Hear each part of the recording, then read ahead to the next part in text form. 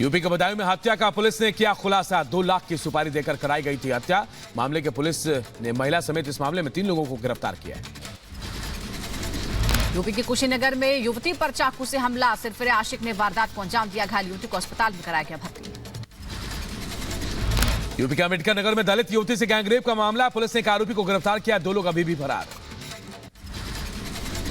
UP के मथुरा में parking कर्मचारियों की गुंडागर्दी सामने आई है। पैसे को लेकर विवाद में कार तथा लाठी गंडासे से भी हमला किया गया। इस हमले में लगभग 12 पुलिसकर्मी गंभीर रूप से घायल हुए हैं। हरियाणा के शंभू और खनौरी बॉर्डर पर प्रदर्शनकारियों को रोकने के लिए पुलिस ने आंसू गैस के गोले दागे। उपद्रवियों ने भी आंसू गैस से बचने के लिए खास तैयारी की थी। शंभू बॉर्डर पर किसानों के भीड़ को हटाने के लिए पुलिस ने ड्रोन का इस्तेमाल किया। उपद्रवियों पर ड्रोन से गिराया गया आंसू गैस के गोले। अंबाला में कई प्रदर्शनकारियों को हरियाणा पुलिस ने हिरासत में लिया है। शंभू बॉर्डर की ओर बढ़ रहे थे प्रदर्शनकारी। जेसीबी, पोकलेन और 1200 ट्रैक्टर के साथ शंभू बॉर्डर पर आज भी डटे हैं उपद्रवी। प्रदर्शनकारियों के प्रदर्शन पर केंद्रीय मंत्री कौशल किशोर ने उठाया सवाल। पूछा, इतनी बड़ी संख्या में जेसीबी कहां से आए? कोई है जो किसानों को भटका रहा है? चौथी बातचीत में सहमति बन गई थी। बड़ी बड़ी गाड़ियां, पोकलैंड और ये सब लाना, बुलडोजर लाना, क्रेने लाना, इससे जाहिर होता है कि उनकी मंशा कुछ और है। और मैं समझ रहा हूं कि बातचीत के जरिए किसानों को अपनी मांगों को रखना चाहिए। किसान आंदोलन को लेकर हरियाणा के बहादुरगढ़ बॉर्डर पर भी बढ़ाई गई है सुरक्षा। पुलिस ने बहादुरगढ़ बॉर्डर पर फ्लैग मार्च किया। संयुक्त किसान मोर्चा आज करेगा बैठक। राकेश टिकैत बोले, यह आंदोलन जारी रहेगा। बातचीत से ही समाधान निकल सकता है। प्रधानमंत्री मोदी का आज से 2 दिवसीय गुजरात दौरा शुरू हो रहा है। अहमदाबाद में गुजरात सहकारी दूध विपणन महासंघ के स्वर्ण जयंती में शामिल होंगे पीएम। मेहसाणा में 8 करोड़ से ज्यादा की परियोजनाओं की देंगे सौगात। शुक्रवार को पीएम मोदी वाराणसी का दौरा करेंगे। बनारस हिंदू विश्वविद्यालय के विजेताओं को पुरस्कार देंगे। वाराणसी को 13,000 करोड़ के विकास परियोजनाओं की सौगात भी मिलेगी। बदायूं से बीजेपी सांसद संघमित्रा मौर्य ने शिवपाल यादव पर कसा तंज। बोली, अभी तो भतीजा भागा है, चाचा को भी यहां से भागना पड़ेगा। पूर्व सांसद स्वयं चले गए और अब 2024 के चुनाव में भारतीय जनता पार्टी के कार्यकर्ता आदरणीय शिवपाल जी को भी भेजने का कार्य करेंगे। कांग्रेस से गठबंधन पर सपा सांसद डिंपल यादव का बयान। बोली, अब मजबूती के साथ अलायंस बीजेपी का सामना करेगा। लोकसभा चुनाव से पहले सुभासपा के अध्यक्ष ओपी राजभर ने दिखाए तेवर। एनडीए से यूपी में गाजीपुर, सलेमपुर, घोसी लोकसभा सीट की मांग की और बिहार में 2 सीटें लड़ने की इच्छा जताई। मांग तो 3 रहे हैं, यूपी में और 2 बिहार में। कौन कौन सी सीट यूपी में? यूपी में घोसी, सलेमपुर और गाजीपुर जी प्राथमिकता है। यूपी के मुजफ्फरनगर में लोकसभा चुनाव को लेकर पुलिस ने चलाया वाहन चेकिंग अभियान। NH 57 पर सभी छोटे बड़े वाहनों के कागजात चेक किए गए।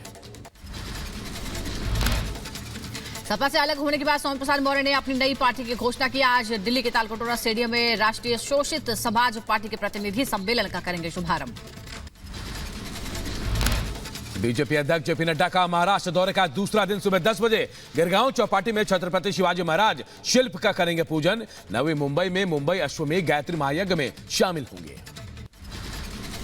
गृहमंत्री अमित शाह का छत्तीसगढ़ दौरा। जांजगीर चांपा से लोकसभा चुनाव के प्रचार का करेंगे शंखनाद। रायपुर में बीजेपी पदाधिकारियों के साथ बैठक भी करेंगे। केंद्रीय वित्त मंत्री निर्मला सीतारमण आज यूपी के गोरखपुर का दौरा करेंगे। दोपहर 2 बजे गोरखपुर में आयकर भवन का उद्घाटन करेंगी। उत्तर प्रदेश में समाजवादी पार्टी और कांग्रेस के बीच सीटों का बंटवारा हो गया है। सपा और अन्य दल 63 सीटों पर लड़ेंगे चुनाव। वाराणसी समेत 17 लोकसभा सीटों पर लड़ेगी कांग्रेस। बढ़ते आगे, मध्य प्रदेश की खजुराहो सीट कांग्रेस ने सपा के लिए छोड़ी। खजुराहो में बीजेपी प्रदेश अध्यक्ष बीडी शर्मा के खिलाफ सपा उतारेगी उम्मीदवार। सपा कांग्रेस गठबंधन पर सपा सांसद डिंपल यादव बोली, इससे चुनाव में अच्छे परिणाम मिलेंगे। हमारा गठबंधन लोकसभा चुनाव में बीजेपी के खिलाफ मजबूती से लड़ेगा। इधर बीजेपी को हराने के लिए गठबंधन है, कांग्रेस ऐसा कह रही है और इसी गठबंधन के तहत अच्छे परिणाम भी मिलेंगे। कांग्रेस के यूपी प्रभारी अविनाश पांडे ने बयान दिया और कहा कि यह गठबंधन बहुत बेहतर है। गठबंधन यूपी के साथ देश की राजनीति के लिए अहम है। यूपी में इंडी गठबंधन में सीट बंटवारे पर बीजेपी ने बोला हमला, कहा कांग्रेस की सभी सीटों पर जमानत जब्त हो जाएगी। 17 से 20 सीटें जो कांग्रेस को मिलेंगी तो उसमें तो कांग्रेस की जमानत जब्त हो गई, बाकी बचे 60। अब बाकी है 60 में अखिलेश कितने पे जमानत बचा पाते हैं, पहले अखिलेश तय कर लें, क्योंकि यूपी में तो 80 के 80 हम साफ करेंगे। एनडीए सहयोगी ओम प्रकाश राजभर ने समाजवादी पार्टी पर साधा निशाना, बोले लोकसभा में हारेंगे अखिलेश के सभी उम्मीदवार। बदायूं से टिकट मिलने पर अखिलेश को कोस रहे होंगे शिवपाल।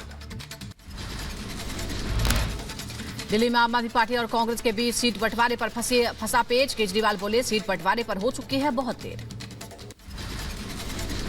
प्रधानमंत्री मोदी मंत्रियों को देंगे लोकसभा चुनाव में जीत का मंत्र। 3 मार्च को पीएम मोदी की अगुवाई में मंत्री परिषद की बैठक। बीजेपी अध्यक्ष जेपी नड्डा ने मुंबई में इंडी अलायंस पर साधा निशाना, कहा भ्रष्टाचार और परिवारवाद का गठबंधन है इंडी में बहुत लोगों पर केस दर्ज हैं।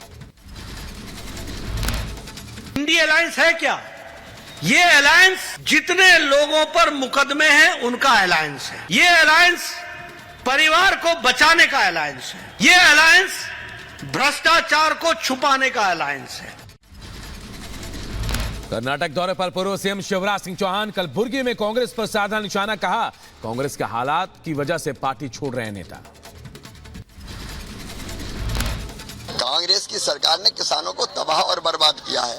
कोई भी ऐसी चीज हो जाए जिससे सरकार परेशान हो तो वो खुश होते रहते हैं। चाहे देश तबाह और बर्बाद हो जाए उनको चिंता नहीं है।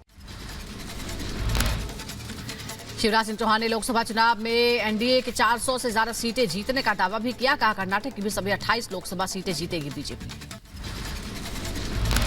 मध्य प्रदेश के मुख्यमंत्री मोहन यादव ने छिंदवाड़ा में किया रोड शो, कहा गरीबों का अपमान बर्दाश्त नहीं, कोई भी कल्याणकारी योजना नहीं होगी बंद। मध्य प्रदेश के सीएम मोहन यादव ने छिंदवाड़ा में श्री अन्न मेला 2024 का उद्घाटन किया। पीएम मोदी के नेतृत्व में करीब 25 करोड़ लोग गरीबी रेखा से ऊपर उठे हैं, ये भी कहा।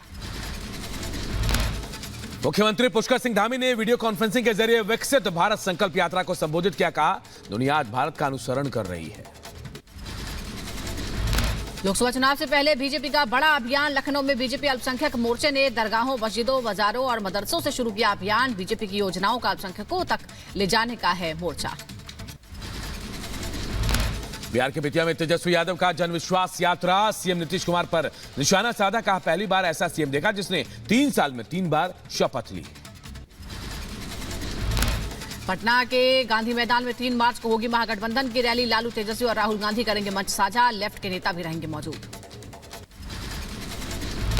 राजस्थान के मुख्यमंत्री भजन लाल शर्मा का बड़ा फैसला, वीआईपी ट्रैफिक प्रोटोकॉल को खत्म किया। अब लाल बत्ती पर आम लोगों की तरह रुकेगा मुख्यमंत्री का काफिला।